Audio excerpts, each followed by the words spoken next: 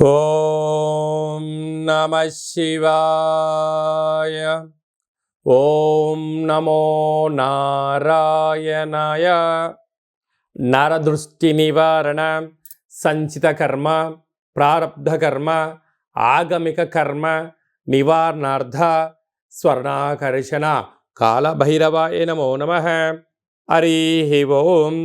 ఓం కాళకాలాయ విద్మహే కాళాతీతాయ ధీమహి తన్నో శ్రీ నరదృష్టి నివారణ కాళభైరవాయ నమో నమః. హరి ఓం.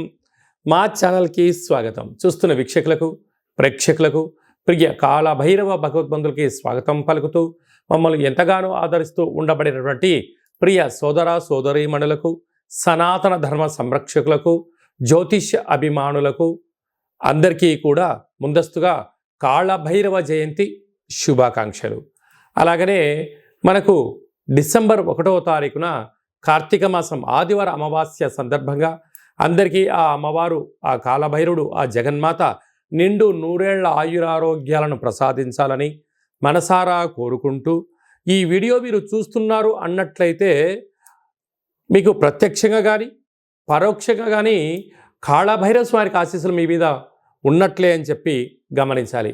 ఈ వీడియోను చివరిదాకా చూసి మనసారా కాళభైరవ స్వామికి దండం పెట్టుకున్నట్లయితే మీరు అనుకుంటున్నటువంటి అన్ని పనులలో విజయం మీ సొంతం, అష్టకష్టాలన్నీ తొలగిపోయి అష్టైశ్వర్య ప్రాప్తి కలుగుతుందని చెప్పి కూడా ఆశీర్వచనం.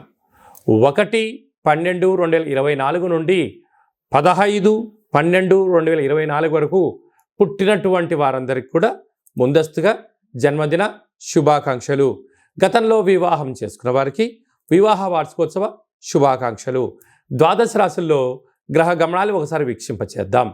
వృషభ రాశిలో దేవగురు బృహస్పతి శత్రుస్థానంలో సంచారం చేయడము, కర్కాటక రాశిలో కుజ భగవానుడు నీచభంగ రాజయోగ సంచార స్థితి, కన్యరాశిలో కేతు సంచార స్థితి, వృశ్చిక రాశిలో రవి బుధ సంచార స్థితి, బుధాదిత్య రాజయోగము, ధనుసు రాశిలో శుక్ర భగవానుడు, కుంభరాశిలో శని భగవానుడు స్వక్షేత్ర వక్రగమన సంచార స్థితి, మీనరాశిలో రాహు సంచార స్థితితో ద్వాదశ రాశుల్లో గ్రహ గమనాలు ఈ విధంగా ఉన్నాయి. కుంభరాశి వారు ఈ ఆదివారం అమావాస్య సందర్భంగా, కాళభైరవ జయంతి సందర్భంగా, ఆంగ్ల సంవత్సరం చివరి మాసంలో ఎలాంటి కష్టాలు ఉంటాయి, ఎలాంటి వీటిని ఎలా తొలగించుకోవాలి, దృష్టానికి ఐశ్వర్యానికి స్వాగతం ఎలా పలకాలో ఈ వీడియోలో తెలుసుకుందాం. కుంభరాశిలో ఏ నక్షత్రాలు వస్తాయిగా? ధనిష్టా నక్షత్రంలోని 3వ పాదం, 4వ పాదం, శతభిష నక్షత్రంలోని 4 పాదాలు, పూర్వాభాద్ర నక్షత్రంలోని 1, 2, 3 పాదములు కలిపితే కుంభరాశి అవడం జరుగుతుంది. కుంభరాశి యొక్క అధిపతి శని భగవానుడు. చాలామందికి పుట్టినటువంటి కాల సమయంలో డేటా బర్తులు లేనటువంటి వారికి పేరు యొక్క మొదటి అక్షరాన్ని అనుసరిస్తూ ఆ రాశిని తెలుసుకునే ప్రయత్నం చేద్దాం. గు, గే, గో, సా, సి, సు, సే, సో, ద అక్షరాల వారందరూ కుంభరాశి జాతకులే. కుంభరాశి యొక్క అధిపతి శని భగవానుడు. రాశిలోనే శని భగవానుడు సంచార స్థితి. 2వ స్థానంలో రాహు, అర్ధాష్టమ గురువు, 6వ స్థానంలో కుజుడు, అష్టమంలో కేతువు, రాజ్యస్థానంలో బుధాదిత్య రాజయోగం, రాజ్యస్థానంలో లాభస్థానంలో శుక్ర భగవానుడు సంచారం చేయడం వలన 3 గ్రహాలు అనుకూలంగా లేకపోవడం, 5 గ్రహాలు అద్భుతంగా యోగించే కాలం ఉంటుంది. అదే కాకుండా ఏలనాటి శని మధ్యమ సంచార స్థితి.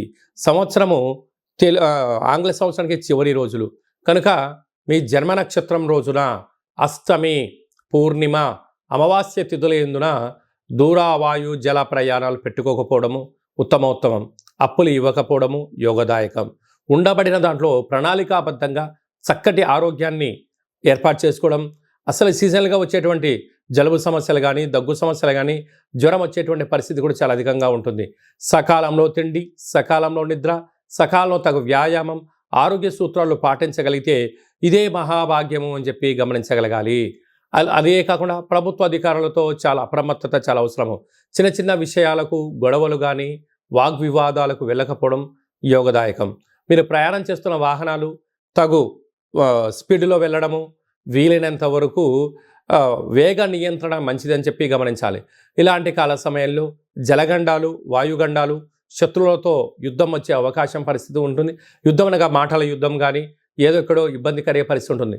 ఇలాంటి కాల సమయంలో పూజా మందిరంలో తెల్లటి కొబ్బరికాయలో నారికేల దీపాన్ని, కూష్మాండ దీపాన్ని ఏర్పాటు చేసుకోవడము, అయ్యప్ప స్వాములకు కానీ బ్రాహ్మణుడికి కానీ సాకలి వాళ్ళకు అన్న ప్రసాదాన్ని ఏర్పాటు చేయడం వల్ల సకల గ్రహదోషం తొలగిపోతుందని చెప్పి గమనించాలి.